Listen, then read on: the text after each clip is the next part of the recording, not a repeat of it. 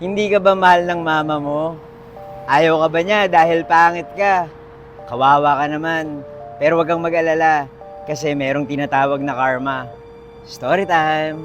Merong isang nanay na napakaganda. Sa kwento na to, tawagin natin siya sa pangalang Ivy. Nung kabataan niya, mapagkakamalan mong artista sa sobrang ganda.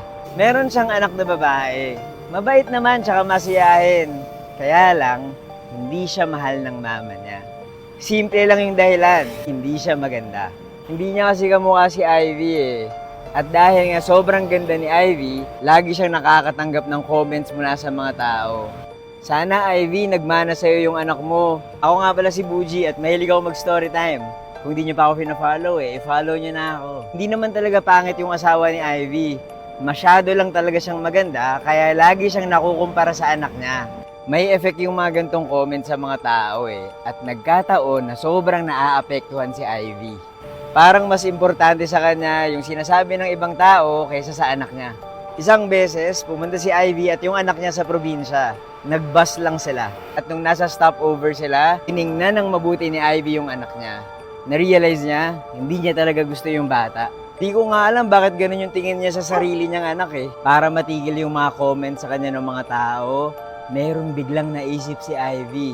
Kaya nung nasa stopover sila, dinala niya yung anak niya sa isang bangin. Tinanong nung bata si Ivy, "Ma, anong ginagawa natin dito?" Tapos, biglang tinulak ni Ivy yung bata. Nahulog yung bata sa bangin at sa kasamaang palad, nasawi siya. Pinalabas na lang ni Ivy na aksidente yung nangyari. Pagkalipas ng ilang taon, nabuntis ulit si Ivy. Pero this time, minahal niya bigla yung bata. Napakaganda nung bago niyang anak. Lumaki yung bata na maganda at kamukha ni Ivy. Umuwi ulit si Ivy sa probinsya at sinama niya yung maganda niyang anak. Nagbus ulit sila at huminto doon sa same stopover kung saan nasawi yung una niyang anak. Habang nasa stopover, biglang kinalabit ng magandang bata si Ivy. Tinuro niya yung bangin. Ang sabi niya sa nanay niya, "Ma, maganda na ako ngayon Huwag mo na akong itutulak ulit dyan sa bangin na yan." Madaming version itong urban legend na to at isa na yung kwento ko ngayon lang. Kaya sa mga nanay dyan, mahalin niyo yung mga anak niyo